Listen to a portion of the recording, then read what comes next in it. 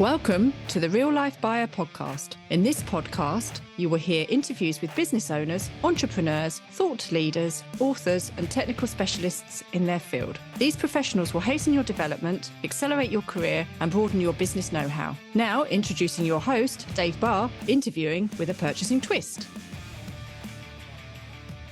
Hello and welcome to the Real Life Buyer. This week, I am delighted to interview local Eastbourne businessman, entrepreneur, speaker, and Brighton Hove Albion football club supporter, Michael Ogilvie. Michael is a chartered accountant, often referred to as the profit man or profit coach, is an owner of the successful accountancy business X5 Accountants, together with a profit improvement business and a wealth improvement business.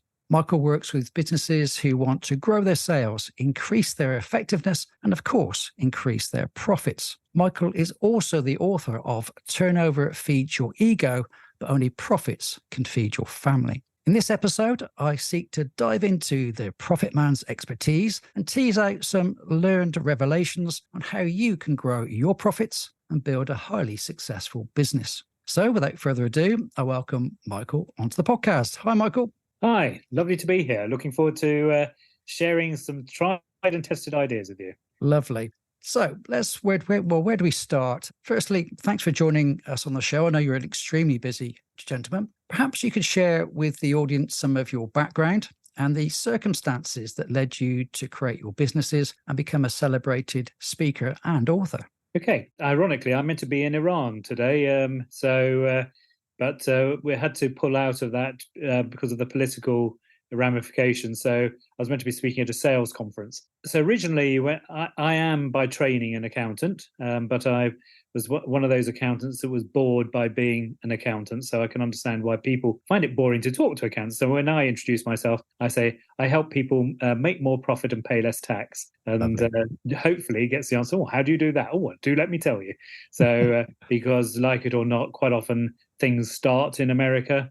And so you go and find out what's happening there, what the more enlightened advisors, business advisors were doing out there, those who are accountants who were also business advisors. And I met with a few like-minded individuals, and we ended up being part of founding an organization called the Institute of Profit Advisors, or I think it was the Association of Profit Advisors over here, because we have stricter rules about the Institute. But we mixed up with some Americans who had an Institute of Profit Advisors. And from there, basically, the rest is history, because I've kept tagging along, opening my minds to new ideas, reading, listening, speaking. And your brain is a sponge. You can never stop learning. And now with AI, well, I just can't wait for the next chapter in my life. Fabulous. That sounds really great. And I love the intro that you've crafted to get people on board. So that's really good, really good. So you've obviously honed your skills over some time now with many clients, and you've developed lots of relationships, engaged in lots of projects, no doubt. So in order to help them grow, no doubt you have a process. You have some key steps that are needed to take your clients from where they are today, to establish where they are, understand where they are, and of course, where they wish to be. So can you talk us through the kind of steps, the sort of the journey that you take your clients through to get them to where they want to be? Yeah, certainly. I mean, there's nothing clever about it. I mean, it's really quite obvious when I say it, but it's amazing how few people know why they're doing what they're doing. And so the first thing I do is to tell me what you're doing and why you're doing it, and where does it end? What does successful look like? So I'm trying to understand whether they've inherited the business, whether they started the business because they've got a calling, a passion for a particular skill or topic, or what is the background? Because there has to be an end. And I remember talking at a conference down the West Country, and the hotel owner came up to me, having listened in the back to me talking, and he said, listening to you talking, I just suddenly thought about myself. I have no idea why I'm doing this, because I took it over from my family, and I've just carried on doing it, and I never thought why I'm doing it. It just seemed to be something I had to do. So I've taken away from listening to you. Now there has to be some sort of purpose in life, and so I've got to have some sort of end game, even if I change my mind along the way. And I think I was speaking at a conference in Mauritius, and that was really quite interesting. was there with 14 MBAs, and I haven't got an MBA, and they were all around the table. And I thought, why on earth do they want to listen to me? And the conference was actually turned because they'd had a funeral when I was on the flight. I landed and was told, oh, the conference has been cancelled, but you're going to attend the board meeting tomorrow because the chairman's going to have to attend a funeral. And so I was interested. I thought, well, what on earth do I talk about? I had no idea. And I went there. I said, well, what would you like me to talk about? And they said, just your usual stuff. And it wasn't quite as nice as that. It was a different word they used. But so I said, well, okay. So I just started. I'll start with that thing. I said, tell me, how many of you were here when this business started? And this was a multinational business, international in terms of the different types. It had building, it had clothing, it had sugarcane, textiles, all sorts of different businesses, a real conglomerate. And so very successful. And these people none of them were looking at each other and said, well, of course, none of us were here at the beginning. And I said, well, do you know why the business was formed? Do you know why you're doing what you're doing? Do your team know why you're doing what you're doing? Have you ever discussed it with them? Is there any sort of purpose in what you're doing? And they were all started scribbling, and I thought, I've hit a vein here. And it's so true, because people just end up doing, and they just think, well, we're there to increase profits. Well, okay, that is one goal. But there's more and more in today's life. There's far deeper reasons to be. So there might be charitable reasons there, whatever there is. There's ethical reasons, whatever there is. There's people. We've got to try and make sure we drill down, and we've got to make sure we share it with our team. So when I'm talking to any business owners, I need to get to understand the framework within which they operate and which their mind works. So I can then say, well, how can I make a difference to them? That's really interesting, because one would assume, being from your background, the first thing you want to do almost is pore over the numbers, and see where they are. So it's great that you're trying to understand, the principles behind the culture behind the business, and how you can perhaps change behaviors and mindset, what impact that has on the business as well. Yes, I learned quite early on. I always thought it was about the scoreboard. I remember listening to various speakers, and they say, it's all the professional athletes. They're always looking at the scoreboard, and but after a while, you begin to realise actually the scoreboard is the outcome. It's the way it's shown, but it's not necessarily the end game. So you have to actually do things right to be able to get on the scoreboard and get the scoreboard improving. And so when I focused on that side to actually understand what's going to help keep the scoreboard ticking over, then it became far more relevant. Yeah. Now, obviously, business is becoming highly complex, more complex. Obviously, at the moment, there's lots of challenges, shall we say, for businesses. And I would say, certainly from the complexity, a lot of businesses are drilling down into the data, looking at lots and lots of KPIs and, trying to establish what are the things to follow, to measure, to check, you're trying to address. I'm wondering whether, though, sometimes we get lost in the data, lost in the numbers, and we should step back and look at the simple things, the overlooked ideas that can significantly impact a company's sales. Perhaps we mentioned their effectiveness, their cost controls. Just thinking about your clients, how do you help them to go through this kind of data? How do you help them to adopt a profit culture, as you refer to it as, for long-term growth and profitability? Yeah, it is an interesting one, because I always try and give everybody credit and assume that when it comes to managing overheads, most businesses are going to run pretty lean. Some people are better at it than others. So what I tend to look at their process in terms of looking at the stuff that doesn't get measured. And I call them profit robbers. And profit robbers, if I talk at a conference, quite often one of the things I'll do is I'll get money out of my pocket and I'll throw it on the floor. And I'll say, every business I go into, I get to the car park and I'll see a £50 note in the car park. I get into reception and I'll see a couple of £20 notes. I get into the meeting room and there's a £5 note there. And I excuse myself and go into the loo, and I find some more money in there. And I ask the people, and I say, well, so what? What has to happen for that money to be picked up? And they said, well, they say, well, you've got to see it. And I said, yes. So what has to happen before you can see it? And after a long while, different ideas come up. You've got to care. So I sort of come up and say, well, if you want people to enjoy a game where if they pick up a £50 note, they can actually share some of it with you, then they're going to be far more interested. And suddenly you'll find they'll tell you about the £20 note around the corner. And so it's what I try to do is explain these are examples of waste. And it's not £50 notes and £10 notes and £20 notes are just a way of trying to explain, because they're sort of things that not get measured in the profit and loss account. They're poor communication, poor listening, advertising, where people will spend the money and have got no idea. And it's, the old adage of 50% of it works. I don't know which 50% works and which doesn't work. But so much of advertising, I just see PR. It's an ego trip. And I see so much money wasted on stuff that's gloss, that even on websites these days, you think, well, what are you trying to achieve? And it really, so there's some awareness, and so that's great. And I think with social media, people knock social media, but it does cut to the quick now, because people are so time short that they want to be engaged with quickly, and so they want to make the decision about whether something's interesting to them.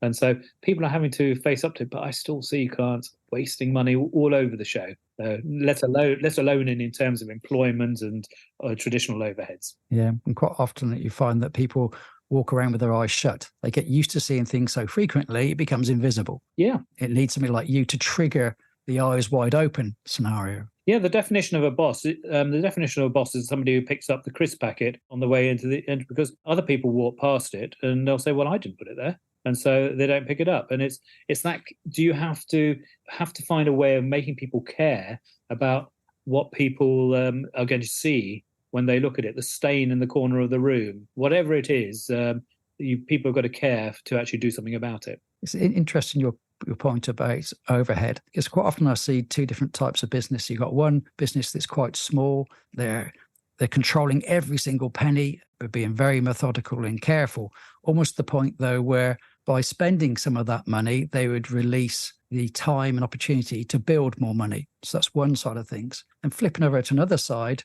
you'll see businesses that are growing very quickly, and we've seen this in the social media world. They're growing very quickly. They hire because they need more people. And before you know it, they've overhired and they're having to lose people again. Yep. So can you mention about the overhead? How do you keep a sensible control on the overheads and the hiring and the firing side of things, when you're trying to deal with great profits or very difficult profits situations? Yes, I think, again, if you are starting with the end in mind, you've got to work out, right, what do you need to earn to be successful? What do you need to earn to live?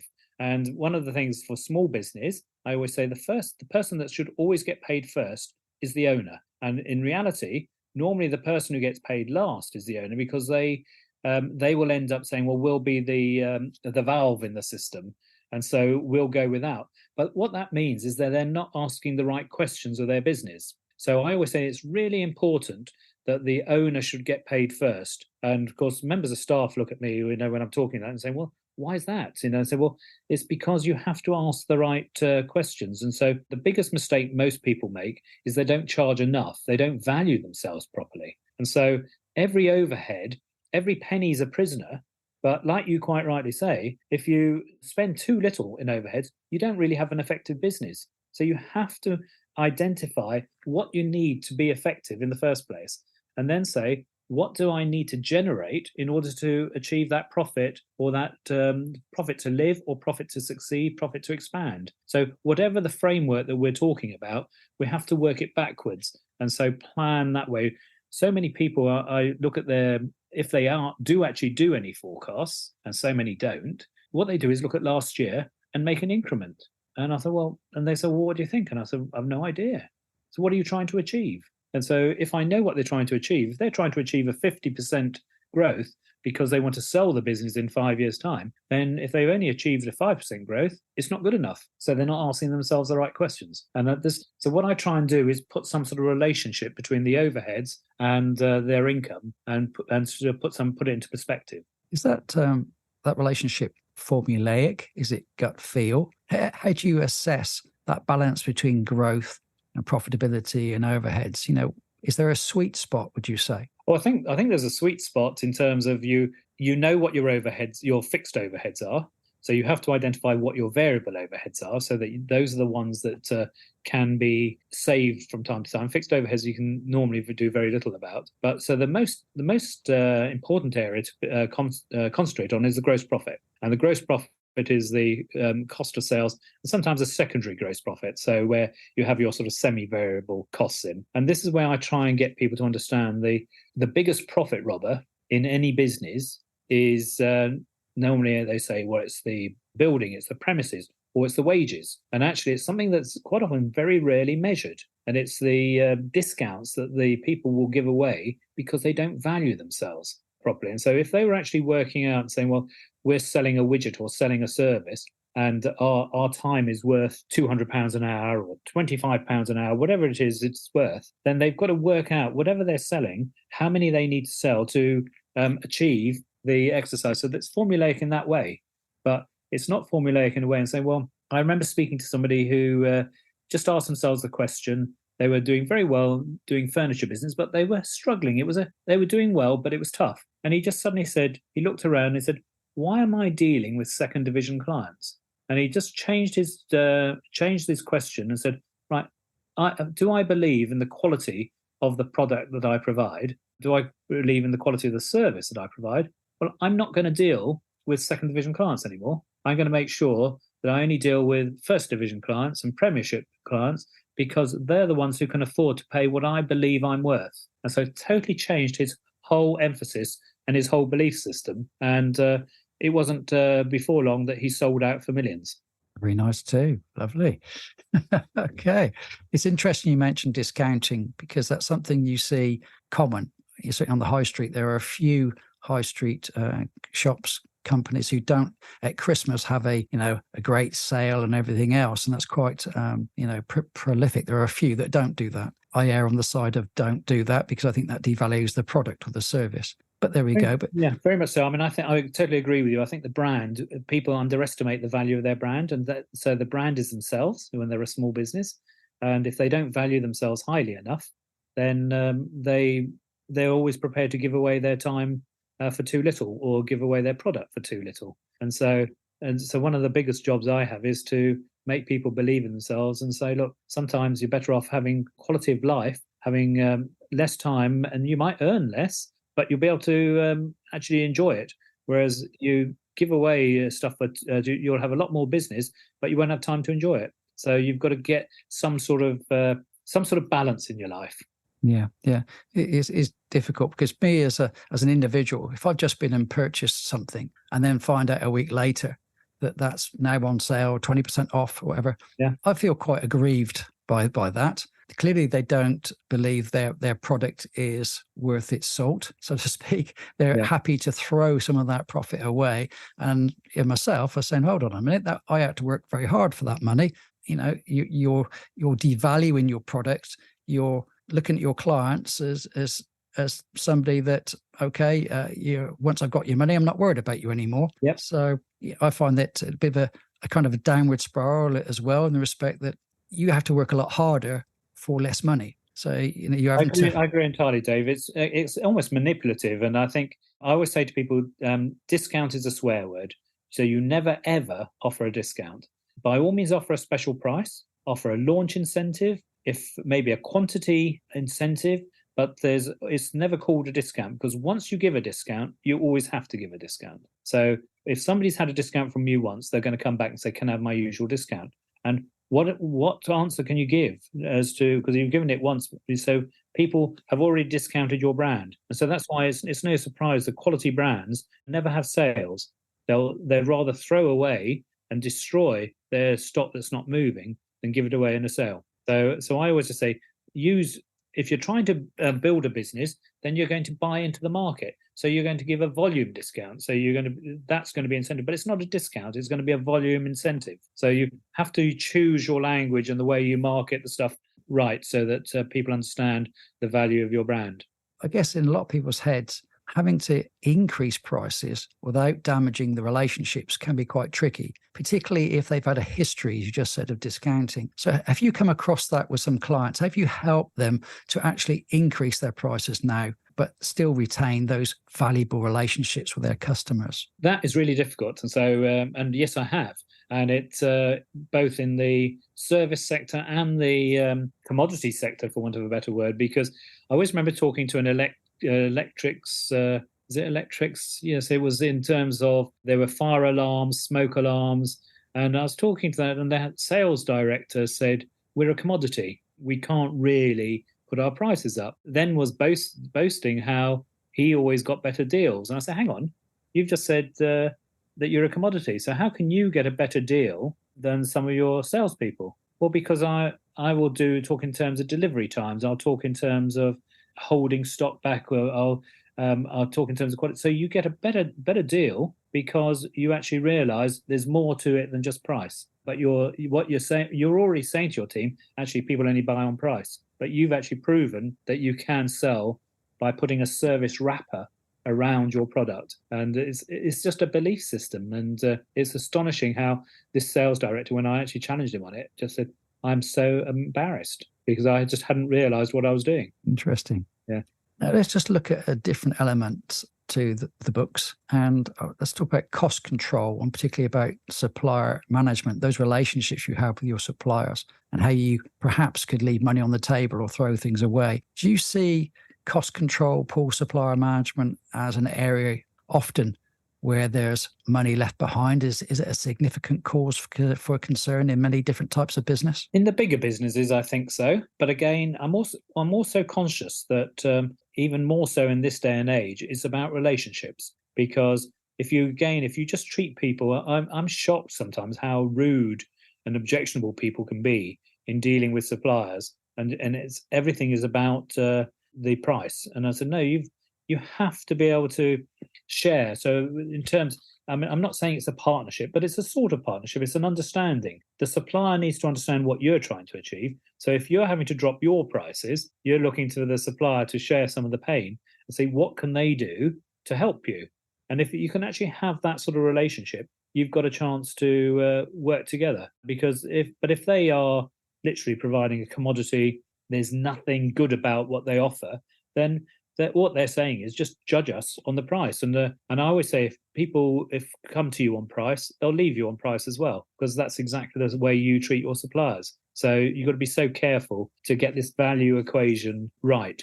Yeah, it becomes a transaction.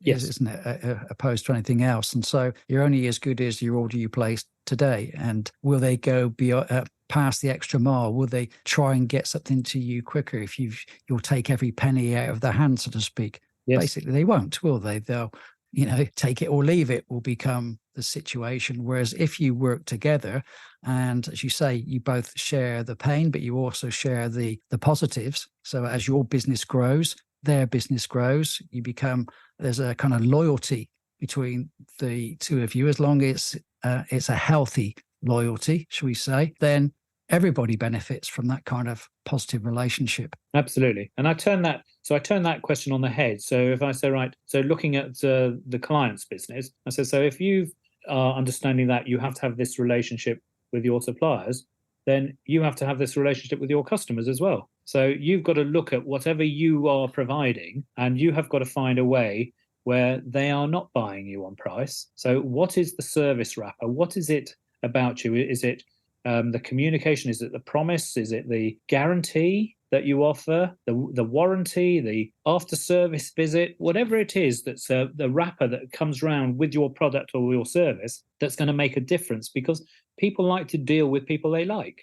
And so, yes, nobody wants to pay anything more than they need to, but that's very rarely. I think it's something like number 6 on the equation when it comes to deciding on a fact. So they want to feel that they're going to be reliable, they're valued, and the fact that they themselves are valued in the relationship. And so they always want to deal with people they like. And I think so from our point of view, we've got to make sure that we're known, liked, and trusted by the people who are buying from us. Yeah. We talked about businesses in the sense of them being, let's say, a manufacturing business and a service business as kind of one. But obviously they are very different businesses. So when you go in to see your clients and they're the two different types of business, do you adjust your approach Is there certain things you would treat very differently when you approach a manufacturing business who's selling products, for example, versus a service? How do you adapt and change to suit the client in front of you? I think what I'm always interested in is find out what their issues are. So, for example, I went into a manufacturer recently, a local manufacturer in Eastbourne, a very successful local manufacturer, and I said, what is it about you that people use you? Because there's all sorts of manufacturers like you. And he said, well, we're certainly not the cheapest, but we're certainly not the most expensive. I think we're probably the most reliable. And so that to me that sums it up. So when they have a system, so if somebody orders, in this case it was kitchens. Right. If they want to order a kitchen to be made, they'll give a timescale and they'll guarantee, and it's all highly mechanized, and they will deliver, exactly everything. And I look around the factory, see the systems to make sure nothing gets damaged in transit. All the little small things that matter, the communication systems when they are told, look, there's 2 days before you receive your order, there's 1 day before you receive your order, this is who's going to be delivering it. All the little small things that are totally unnecessary. What do I call them? Critical non-essentials. So they're critical, but they're not essential. But if you don't actually do them, you'll find you're going to lose them to somebody else on price, because there's nothing that differentiates you from your competitors. Right. That's great. There's two things that jump out at me there. One is the attention to detail. Okay. So they're going to a very detailed level to think of everything that they could possibly do to give the customer, the second thing, a positive experience. Yeah. I feel like you're in the hands of a trusted provider who knows what they're doing. They're organized, they're effective. They're very clearly have got good controls over all their procedures and processes. And as you say, that is what gives people assurance that they're going to get a good quality product on time at a reasonable price, and you can trust these people to deliver. And that's all we want, isn't it? Absolutely. And I think you've hit the nail on the head with that word experience. So that's a challenge for all of us. And if I've got time, I could share my pineapple man story with you. Absolutely. Yeah, I'd love to hear it. So this is a real story. And a group of us went to Barbados probably about 7 years ago. And I've been back several times since. But on the second night, walking along, we were greeted by this guy who, typical beach seller, had his satchel on his back and Rastafarian hat. And he just said, "Hi, welcome to Barbados. I think you're new here. Don't think I've seen you around before." And he said, "Look, can I warn you, it might be 5 o'clock in the evening." He says, "I've seen so many people's holidays ruined because you think the sun is not hot, but actually people get terribly badly burnt at this time of the evening, even though the sun is relatively mild compared to what it was at the midday. So be very careful." And the other sort of friendly word of advice I'd give you is, if you carry on walking along the beach, those trees over there, if any of the leaves fall on your bare skin, the sap on there is acidic, and so it could blister you as well. And I just don't want that to ruin your holiday. Didn't try and sell us anything. So one of the girls in our party said to him, "So what are you trying to sell?" And I said, "Elaine, you never ask people what they're trying to sell. That's an encouragement to a salesman." And he said, "Don't worry, sir." And he just laughed. "Madam, I don't sell anything. People buy pineapples from me." And I thought, interesting. I love that reply.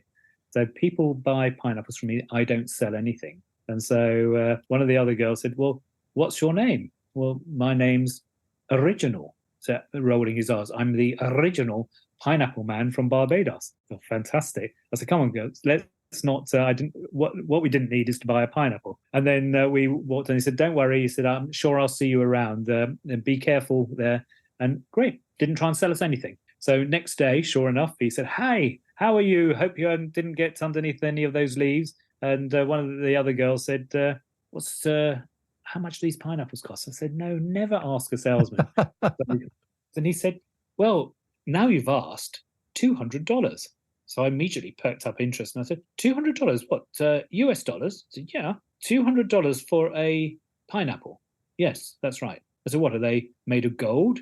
He says, "They're golden, they're delicious, they're a work of art, they're a real experience. Wait till you've tried one." And left it at that. And I thought, wow, this is somebody I'm going to learn from. He's obviously quite cute, but he's still not trying to sell anything. And so we bumped into a couple of times. And the first time, sort of the nearest thing he tried to sell was said, well, so let me know when you're ready to try the experience. So I said, well, we're going to have to play golf for the next 2 days. How about in 3 days' time? So we're at the hotel next. So he said, I'll come and find you. What's 11 o'clock? So he came and found us 11 o'clock. So he comes along with his pineapples in his backpack, and he gets out a freezer bag, and he gets out his pineapple, holds it by the spiky bits, and starts peeling the pineapple with his sheath knife, which he's pulled out with a flourish, and starts singing away. He said, pineapples are great for your chest, and they help you to digest.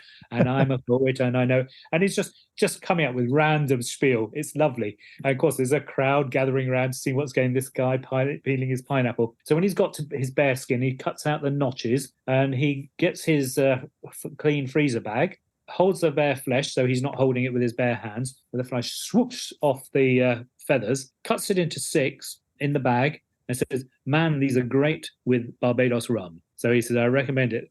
And of course, everybody applauds, and he sits down, and I suddenly think, wow, I haven't agreed a price. So I said, original, that was amazing. We haven't agreed a price. And he said, oh, Mike, don't talk about money like this. This is embarrassing talking about money. I've come to think of you as a friend. Oh. I said, that's great, original. I've come to think of you as a friend. He said, let's call it 100, shall we? I said, oh, come on, original. Let's call it 20. So I gave him a $20 note. And when I always ask at conferences, I said, so do you think I was done? So I willingly gave this man a $20 note. The women say, no, of course not. You're really mean. The men say, yes, you were done. It's quite incredible. So he took this $20 note and with a twinkle in his eye, shook my hand and said, Mike, nice doing business with you. And I thought, this guy is so clever. And so I asked him, and I said to him, does anybody ever pay you $200? He said, yeah. And I said, what, Americans? Yes. And English? Oh, no, you're far too tight. Brilliant. What a showman. The learning point, which I always share with people, is he never once tried to sell us anything. He invited us to buy from him. And so what he did was made dealing with him an experience that we enjoyed. And they all, when in sales, people will remember the experience far longer than the product or service they've ever bought from you. They'll remember you and the experience you've given them, and they will recommend it. So I now, as a result of this, I've been back and I've met him a couple of times since, and I paid him another $20 for this thing, and it's great. He's quite a celebrity about it, and now I talk about him all around the world. And I always say, if you want people to talk about you, you have to give them something to talk about, and that's the easiest way of creating value. Is making sure that you give an experience. So coming back to the kitchen manufacturer, all these little critical non-essentials, it makes an experience that allows people to charge a price. So here's a man who's sending something. Let's say you will charge $1 or 50 cents, and he's getting $20 willingly from me because I've enjoyed the experience of dealing with him. I also felt guilty where he's told me it's $200 and then said, look, you're a friend, I'll call it $100. And so he's actually got my mind focused on the $200 and the paradigm shift down to $100. And I'm saying, gosh, I'm really mean. I'm only giving him $20. But actually, I'm giving you a fantastic deal. And this is the point. So, and I said, so businesses have got to think, what's their pineapple? And there's loads of examples that we can do. I mean, traveling around the world, we're privileged. We see loads of examples of how different people do things, from the fluffy towel that's turned into a shape of an animal when you get into a hotel, the way they do the goodies, the way they, there's so many stories. I mean, I went to Calgary once. Have we got time? We've got a bit of time with Calgary. Yeah, sure. I went to the Sheraton Suites still there, back and visited it. And I got in, they sent a taxi to pick me up from the airport. And as I came in the entrance, and it was quite a short thing, they looked up from their reception desk and just smiled and said, Mr. Ogilvie. And I thought, how do they know? Of course, then I realised they'd actually sent the taxi, and the taxi'd probably sent them a message that I was arriving. And so rather than me going to the desk, they came to me. And I've had the similar experience now in Borneo, where they'll come to you and just sit you down. You get your drink, cold drink given, or whatever it is. But in this case, the receptionist took me to my room, and in the room there was a boot made out of a cowboy boot made out of chocolate. And I looked at this cowboy boot and I said, is this real chocolate that I can eat? So it certainly is, sir. And she said, look, you unpack and I'll come back to you in 20 minutes and I'll explain about the hotel and I'll explain about Calgary, if you like. Well, in 5 minutes, I'd actually eaten that chocolate boot down to its soul. And so that all that was left then. And I thought, I can't let her see that I've eaten all this chocolate. And so I went and met her and found her. That evening I came back and I was so embarrassed because my soul had gone and it had been replaced by a cowboy hat made out of chocolate, full of chocolate-covered strawberries. And it was just astonishing. They turned down the bed, and the mat beside the bed had turned into a wee Willy Winky mat.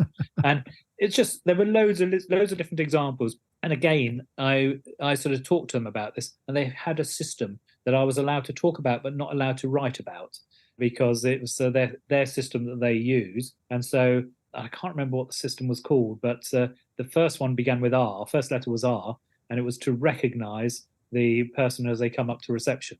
And it's the systematic approach. And so sometimes I call it sucking up.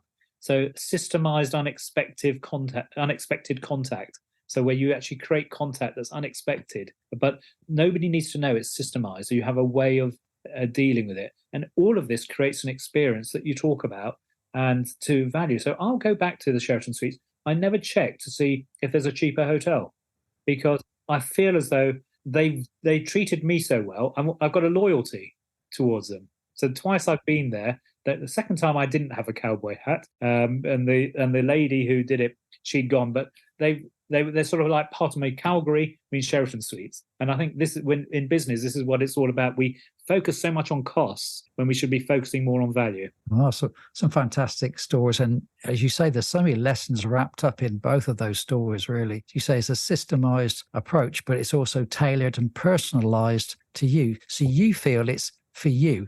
Yes, it's something special.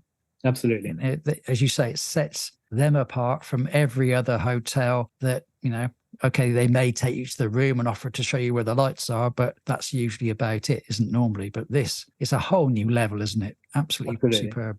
And I think with artificial intelligence, I think personalization now is going to become so widespread in terms of there's going to be so many different ways of being able to personalize, even personalize your grapefruit in your breakfast table or something. There's going to be so many different ways that at the moment it would just be too much hard work to try and do it. But now you're going to find the machines are going to be able to do it.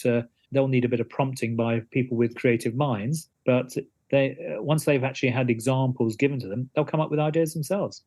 Brilliant you touched on that, because that was going to be my kind of last question for you. Because obviously, as you say, AI is exploding. It's gone crazy. There's hundreds and hundreds of AI tools out there that obviously at different levels of completeness, shall we say, how sophisticated they are, what they're really offering. And those rapid advancements are quite scary in some respects. And some people are fearful, some people embrace it. How do you see these things? How do you stay on top of it, for starters, yourself? And how do you see this changing both consumer behavior and business behavior so that their profits are actually crystallized in a better way? Do you know, I wish I had a crystal ball, because we are now we're privileged in some ways to be at the next industrial age. And I just don't know where it's going to go. And I was talking to a photographer and his wife today. They've got a very successful photography business, but I don't think they're going to have a very successful photography business for long. And I said, well, you're just going to have to think differently. Stop thinking photograph and start thinking something else that will involve photography. So, for example, I said, I'm not being flippant, but maybe you should become a tourist concierge or something like that. So that tourism is something where people who can afford to will always want to have something that they can have a great picture portfolio of it. But if you can provide them the experience, but also the fantastic quality pictures, far better than they would do themselves, because you've got the eye to sort of see the angles and come up, which can be their own pictures because you'll create their own there might be a way around it. But I said, just producing photography, already they're seeing just the touching up that goes on with AI. The machines are doing it. They're taking stuff, they're taking pictures already, and they're just changing it themselves. So there's even accountancy profession. I've been warning for 20 years, my team, the robots are coming I'm going to take your work. And all my team have always laughed because we've always been so busy. And I said, it's happening now. And I said, we're seeing the advancement in technology that is doing a lot of the work for us. So we've got fewer team members.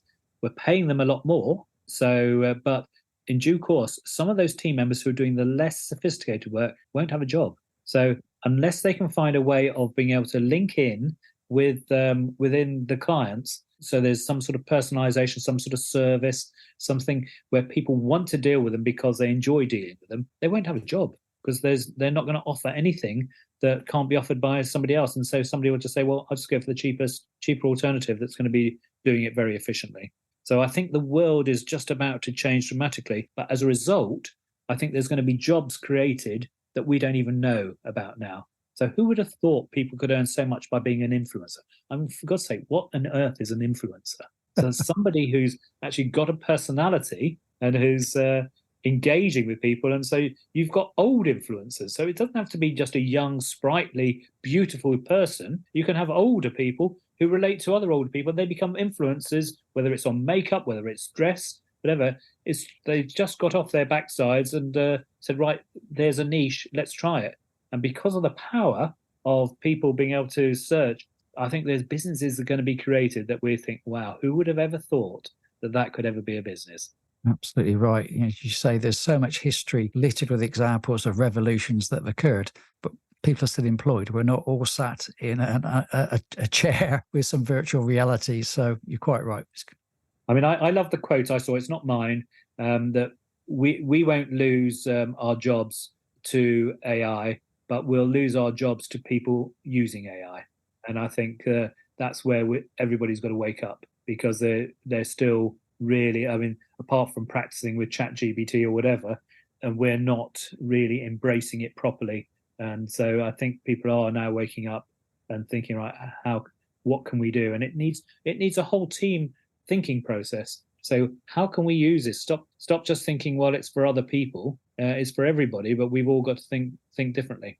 Brilliant. Well, it's been brilliant, everything you've said today. Really interesting. Your stories are fabulous. How do people find out more about you, your businesses? Where can they go and seek you out, Mike? Okay, well, I work with a firm called X5 Accountants. We're part of a group called the Zenadin Group. So they're a group of small accountancy firms. We're trying to do something different there. So we're trying to keep everything that's good about being small. So in other words, people matter, so that people are not just become a number. But we get everything that's good about being a larger firm, because we have the services available to us that larger firms do. So that's great. So we're X5 Zenadin Group down in Eastbourne, but the website is x5accountants.com. And anybody who's looking for sort of like speaking or anything like that, so go on to mikeogilvie.com and can see online or the advisory work that I do, see examples of what we do.